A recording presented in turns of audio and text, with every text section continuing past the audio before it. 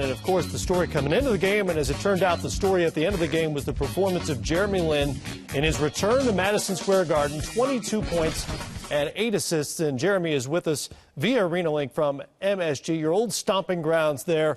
And, Jeremy, you knew the hype accompanied this game and your return to New York. What were your expectations for the reaction and the game itself, and what you would be feeling along the way before the game?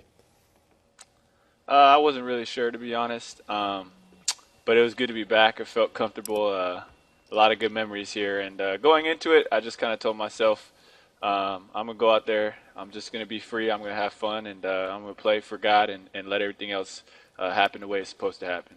And once the game got going, both you and James Harden, your running mate, seemed intent on getting yourselves into the paint. Penetration was a huge factor in the first half in particular. Was that something you talked about beforehand or just something that evolved during the game? We talked about it beforehand in terms of just being aggressive and trying to get into the paint, put pressure on the defense, and then allow that to create offense for us. Jeremy, I was looking at the schedule for you guys. January is just an absolute monster of a month. 12 of your 17 games are on the road. You guys finally broke through tonight. Are you guys sort of gearing up for that in the next few games to try and get you guys in a good rhythm, knowing that the last couple of times out on the road has been tough? You guys get this win. You want to start to build some momentum that way. Absolutely. I think, right now we're floating around 500, and we need to make a push while we have most of our games at home. And in January, like you said, it's going to be a lot of traveling and a lot of road games. And so we need to really try to find our identity and grind out some of these tough games.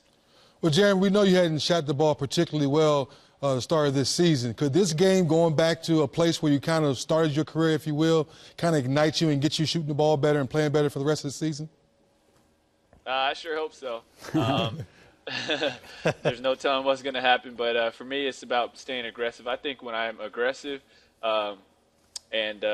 when we do a good job of spacing and moving the ball and sharing, I think everybody's at their best and everybody's comfortable, and naturally more shots will fall. And so that's something that we as a team have been trying to build towards.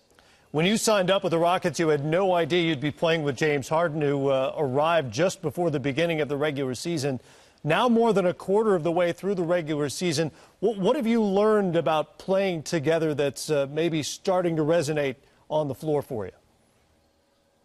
First of all, he's really, really good. I don't know if everybody else knew that, but he exceeded my expectations. And then I think the second thing is we're just learning to be able to complement each other.